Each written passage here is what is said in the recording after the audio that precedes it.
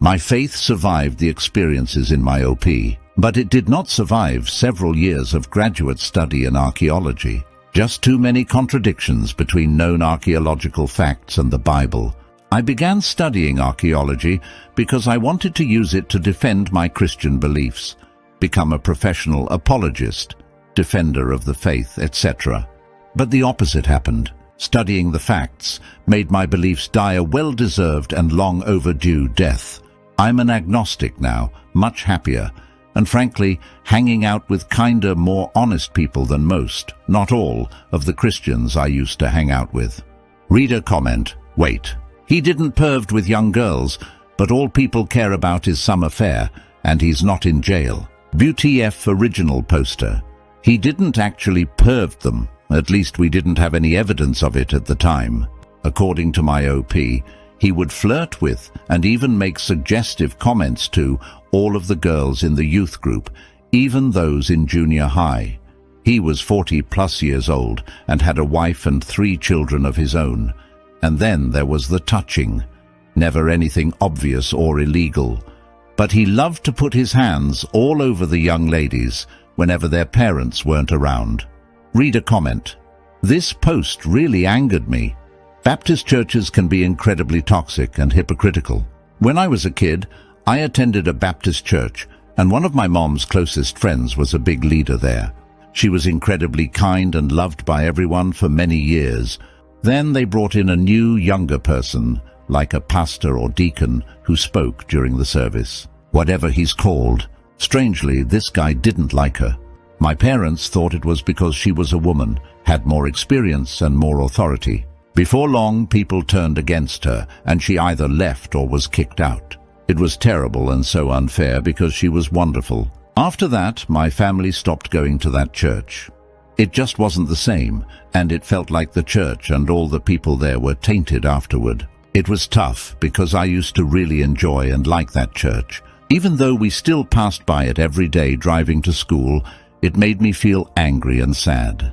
These so-called Christian people turned against one of their most beloved members because of some jerk new preacher. It still makes me sick to think about. Luckily, my mom's friend found a new job at a different church and seemed happy after that. This, along with other stories like OP's, is why I don't like or trust organized religion. It's just full of a bunch of hypocritical people who preach about God things but don't practice what they preach, and I don't want to be a part of that. Original poster. That's really sad, and I'm so sorry your friend had to go through that. The problem with a church job compared to a regular job is that you are expected to put your heart into it, and most people rightfully want to. I've been laid off from a regular job before. It was no big deal, just downsizing, so I went out and found another job.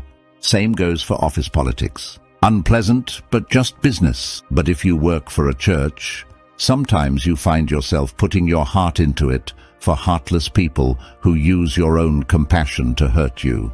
Reader comment. And then those same people have the audacity to call themselves godly people.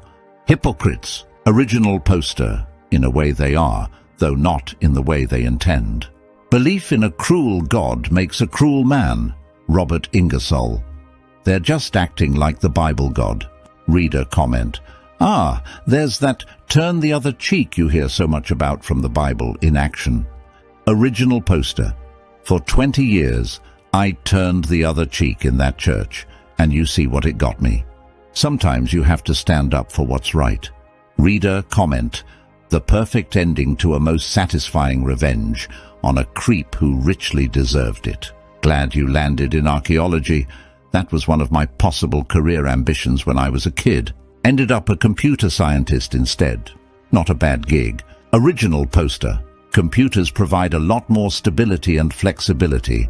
If you have to look for a job, there are probably lots of them near where you live, or you can relocate to lots of desirable places. And of course, the pay is great too, and you can often work remotely or from home. I love archaeology, but I'm having to face the fact that if I want to raise a family, I'm going to need more stability. If I can't find a tenure-track job at a big university, I might have to make some difficult decisions. Maybe I could do computers for money and archaeology for fun. I love archaeology though. My career is in ruins, but I really dig it. Reader comment, thank you for this post. This just reinforces my belief that organizations like this were never about God or faith or morality, but merely a safe haven for abusers and authoritarians of all stripes. None of the so-called leaders in this post demonstrated that they were about anything other than money, influence, and the protection of the guilty. Even Fred was more interested in intimidation and subterfuge. I don't know why you'd ever want to preach for such a hypocritical organization, but I hope you look back on it now and realize how many of your principles you would have had to give up to get the position of power you craved. Original poster, thanks for the encouragement. With my career in archaeology, I am fulfilling many of the personal desires that I had hoped preaching would fulfill, discovering truth, teaching, helping people learn to think, etc. Of course, being a minister would never have fulfilled those desires. I'm just glad that I found that out before I had invested too much of my life in it. I know several guys who were not so lucky. Imagine being 50 years old, with a wife and kids, then discovering that you've been making a living from a lie your entire life, and that you have no marketable skills without except lying for a living. Of course, you've been lied to, and you could stop lying and force your whole family to undergo enormous financial and social hardship. But what do you do with the rest of your life? So it could have been a lot worse. Reader comment, oh my gosh. I laughed so hard when I read, any Baptist will tell you that it is the kiss of death to even be suspected of being a liberal. It's so true. I was raised Baptist and so was my husband, and we got a good kick out of that. I'm so sorry for the hurt you endured, but I'm glad you came out stronger and, it sounds to me, a better person. Good luck with the rest of your life. Original poster. Thank you. Life is so much better now that I'm not depending on a non-existent guy to run it. Reader comment, that's good. I knew a guy like that too, and their whole family still gives me anxiety when I see them. I didn't get my revenge on them, but I pray for justice for all every day, so I know at some point I'll get it. Original poster. Living well is the best revenge. Although I freely admit that I did want to get revenge on Mr. Charming, I also wanted to stop him from hurting a lot of people in my church. Original poster. I did get some sadistic satisfaction from what Fred and I did, but honestly, it was not as personally gratifying as I had hoped. The main thing that all this accomplished was to expose to me the blatant hypocrisy and cruelty of people in my former church, whom I loved deeply and served faithfully, but had only pretended to love me because it enabled them to use me for their own selfish purposes. Exposing Mr. Charming was not the most healing thing in this whole sordid mess. The most personally healing thing that I did was getting myself out of the toxic environment of Christianity. Reader comment. A. This is literally my favorite revenge story. B. Mr. Charming is, based on my own reading and interpretation of the Bible, not a Christian as far as living like Christ goes, and he's way off the mark. Heck, the description almost places him on false prophet C. Don't we all just loathe Bible thumpers? D. I do sincerely hope that this experience didn't ruin church in general for you. I can understand why it did. I mean, Pastor T and Mr. Charming are complete assholes. Original poster. Actually, it did not seriously damage my faith. The Bible warns about false prophets, hypocrites, etc. But it did make me start thinking, something is wrong here. Because I had trusted my church, its ministers, and my denomination to tell me the truth. So I started looking deeply at the evidence for Christianity. This was what I'd been planning to do all along, because my career goal was to go to minister's school and become an ordained minister and professional Christian apologist, defender of the faith.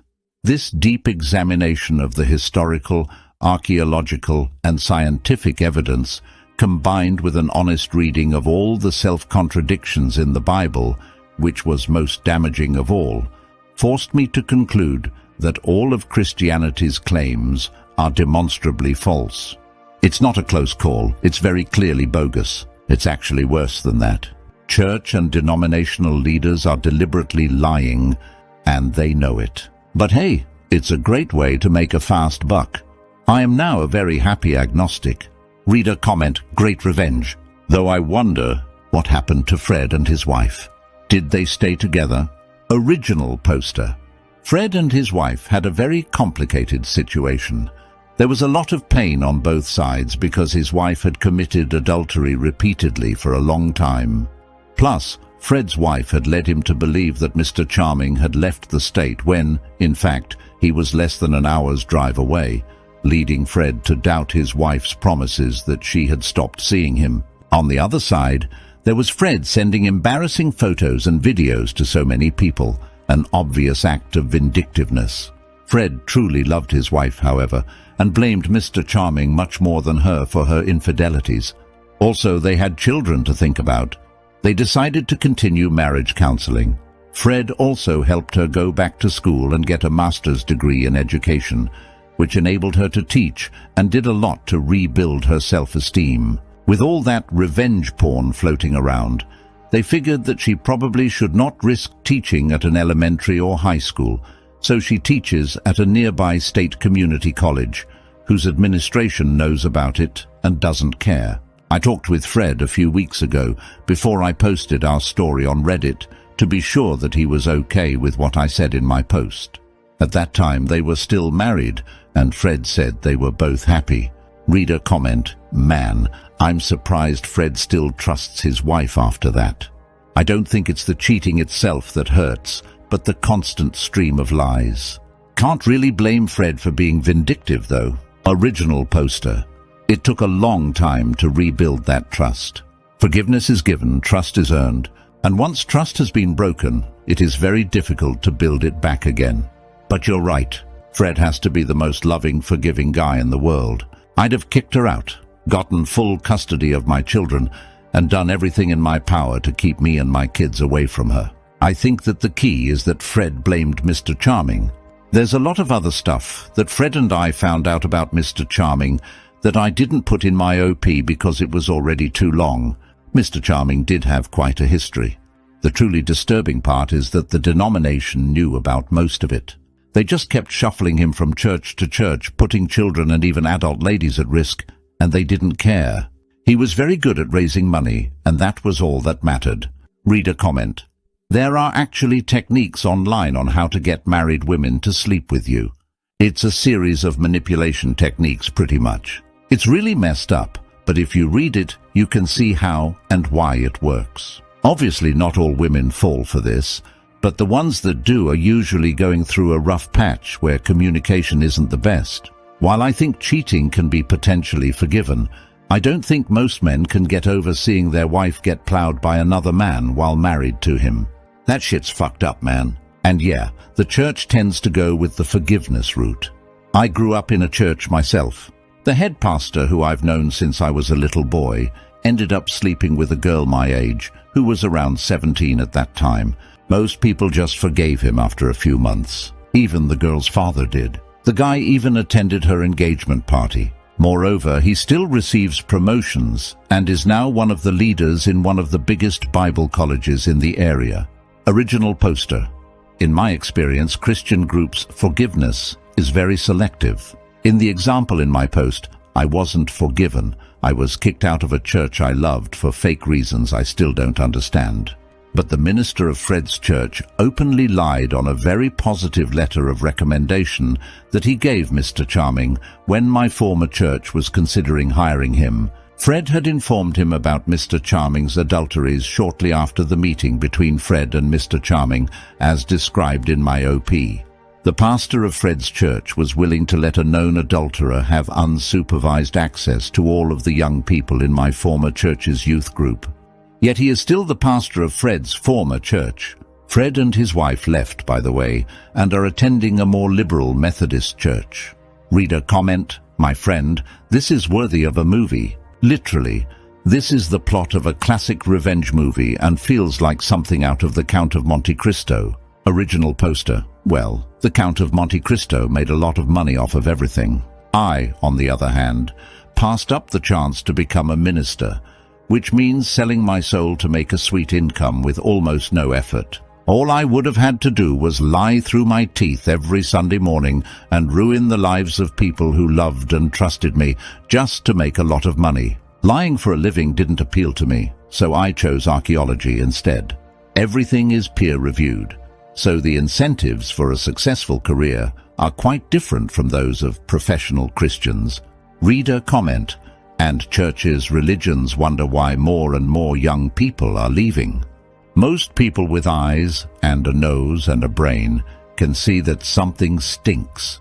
Original poster.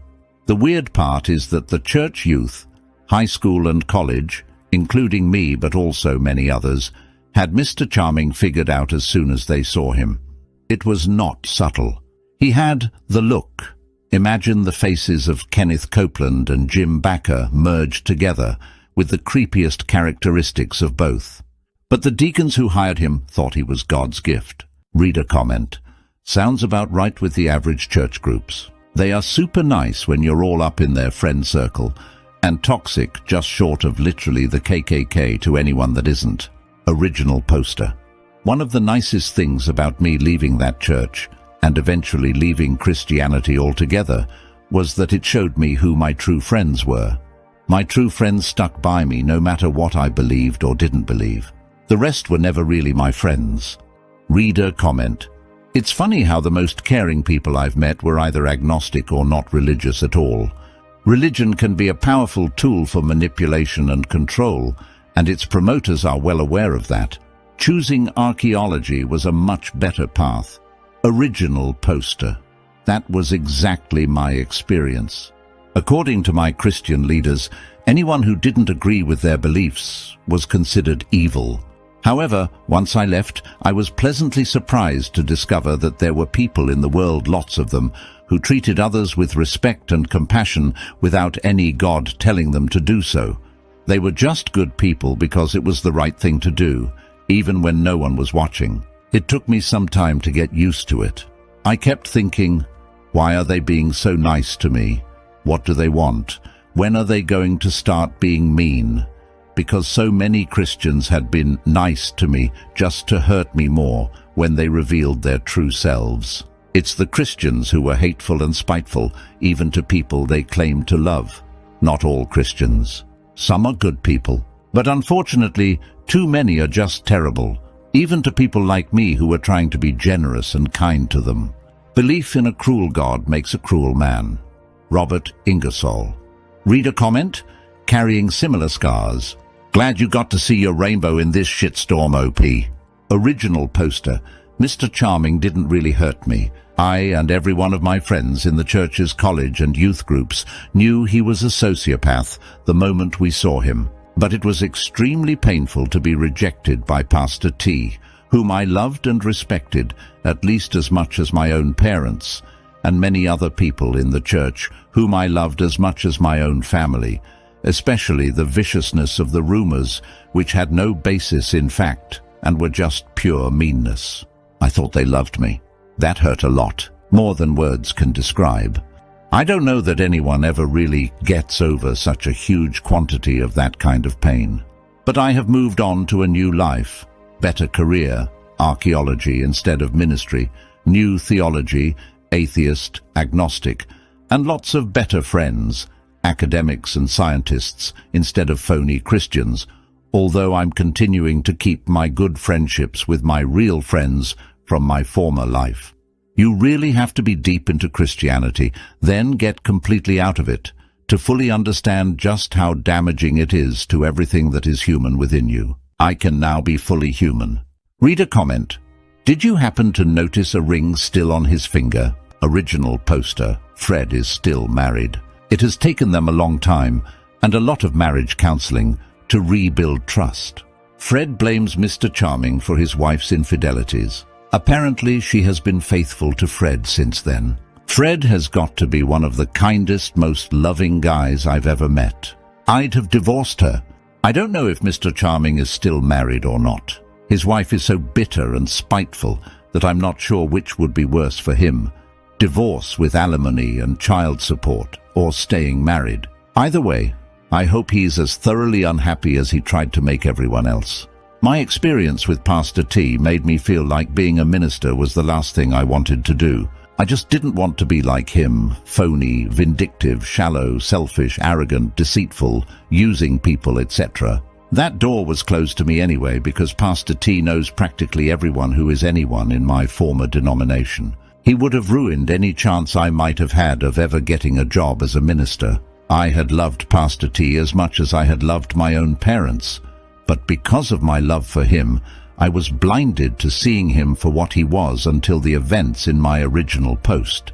Then I simply put together all of the things that I had kept myself from seeing for so many years, and it was a huge enlightener for me. I was still a Bible-believing Christian at that time, so I saw archaeology as a way of becoming a professional Christian apologist, a person who defends the claims of Christianity using science, etc. I had taken enough basic science, biology, etc. to fulfill the admission requirements for most PhD archaeology programs.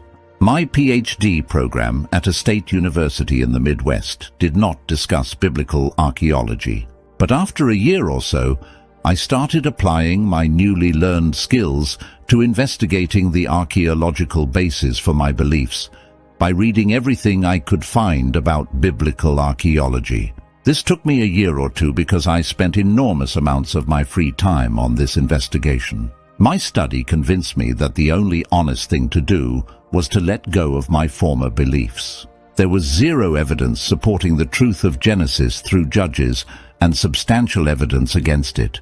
The accounts of Samuel, Chronicles, Kings, etc. appeared highly embellished, especially the parts before King Hezekiah, like those about David and Solomon, which contradicted archaeological findings. Extensive research has been done on this topic due to the widespread interest in Judaism, Christianity, and the Bible. The tons of evidence unearthed make it highly unlikely that someone will discover anything casting doubt on it. The blatant dishonesty of Christian apologists troubled me. Most seemed more interested in deceit than truth. They compiled questionable arguments, asserted them as evidence, and manipulated their audience's egos by suggesting they were smarter than non-Christian experts, all while seeking and obtaining significant financial support from their deceived followers. However, I discovered a passion for archaeology and enjoyed working with like-minded people. Although my beliefs underwent a deserved demise, I'm content with my decision to become an archaeologist. I'm now a happy atheist agnostic.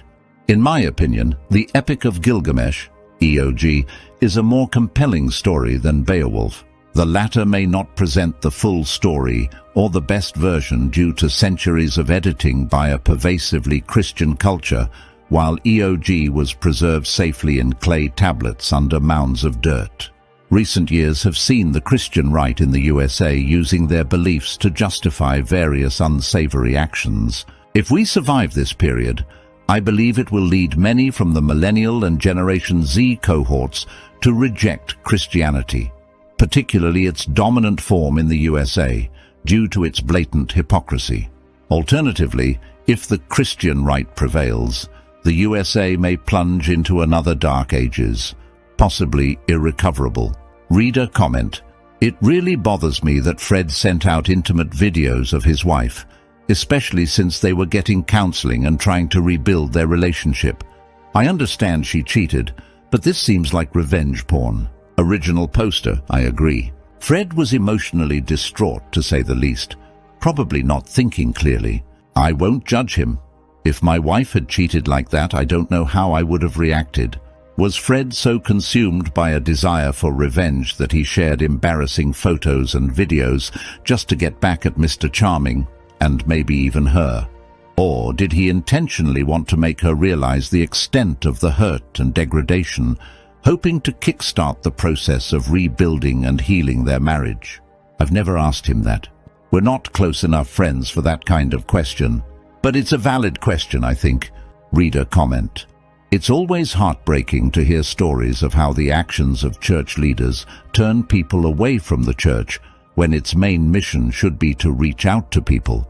We're called to go, therefore, and make disciples of all nations, baptizing them in the name of the Father, and of the Son, and of the Holy Spirit. Matthew 28:19 ESV. And we can't do that when we shut people out. Original poster. Actually, I remained a conservative Christian after all the events in my post. Then I started grad school, pursuing a PhD in archaeology. Although my grad school was at a state university and didn't focus on biblical archaeology, I learned a lot.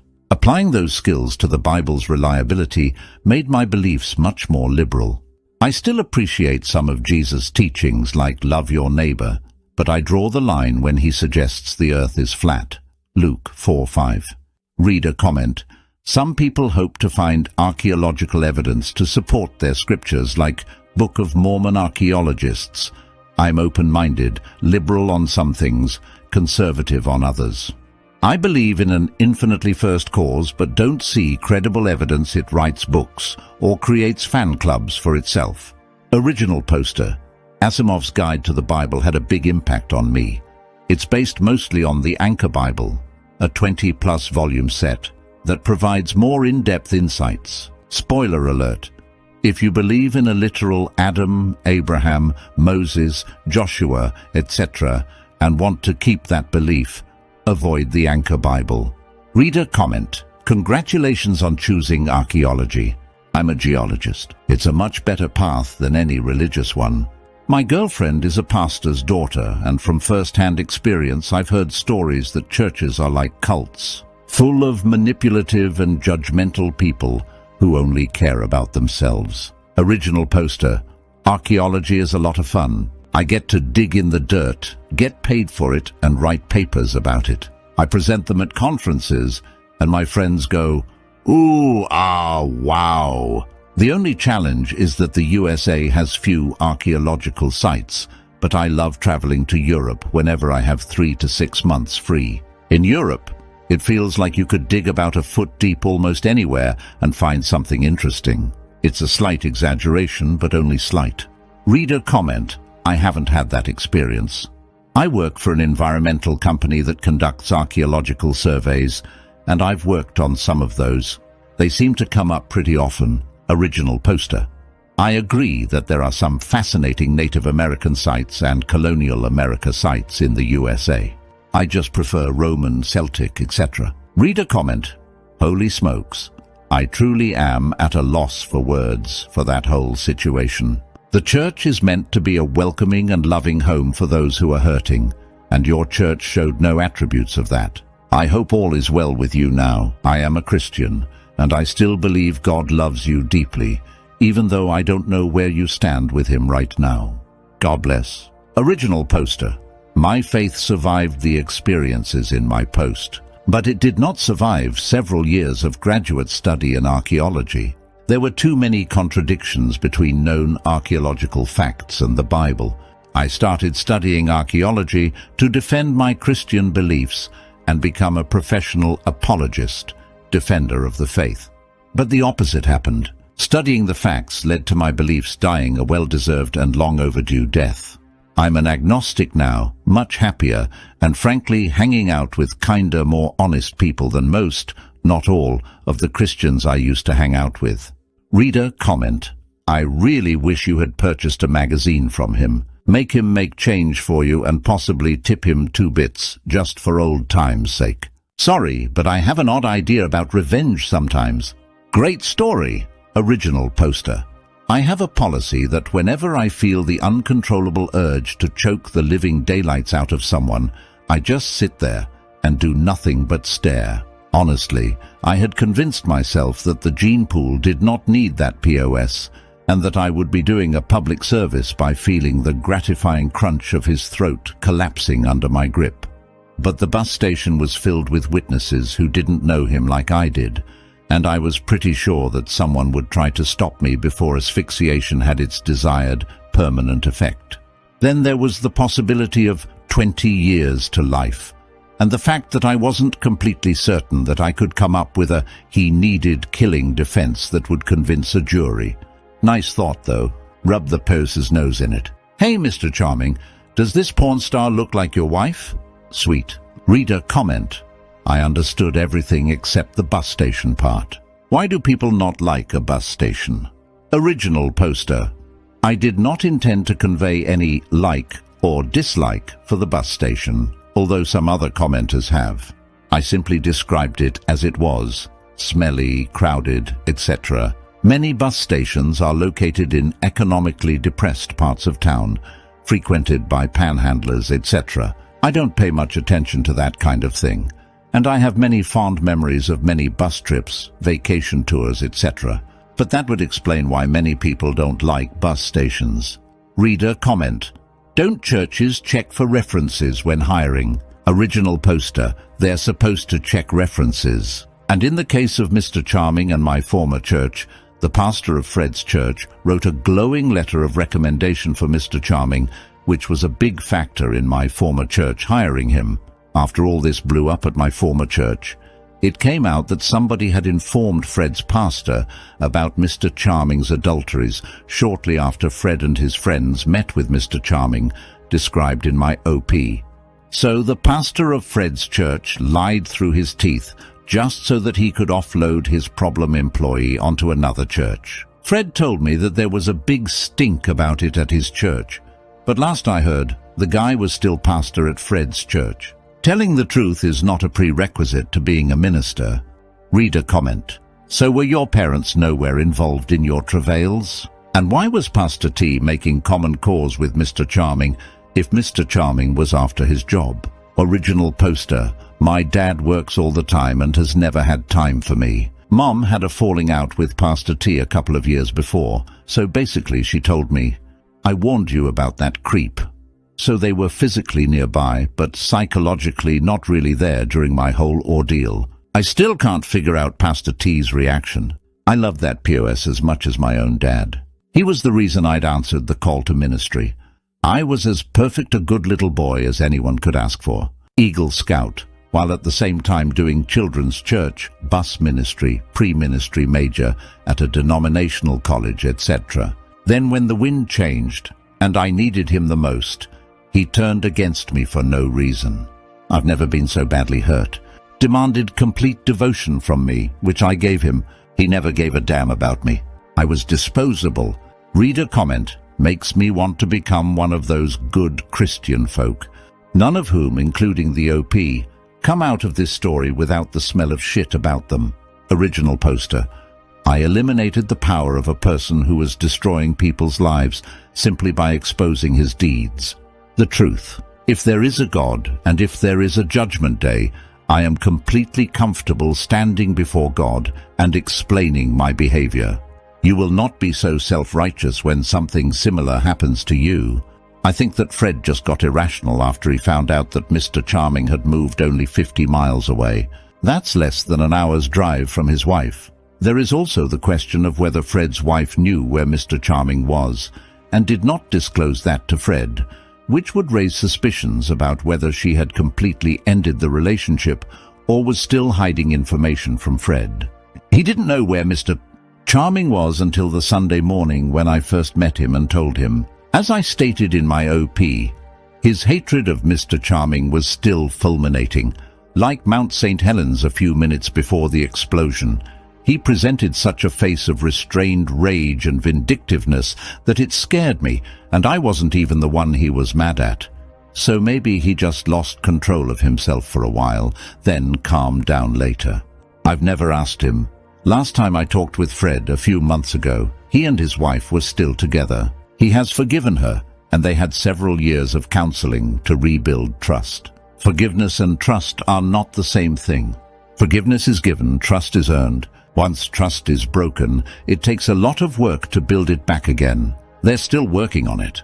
I hope they make it. It's been 6-7 years, so their odds are good. Reader comment. Sure, it's much easier to believe they're secretly Satanists than the idea there could be horrible people in the religion, right? Original poster. If Mr. Charming was a secret Satanist, he certainly hid it well. He had a Master of Music Ministry, or some similar title, from one of the denomination's largest and most well-respected ministers' schools. He had attended churches all his life and worked for several of them. His wife and children were some of the most rigidly biblical literalist Christians I've ever met.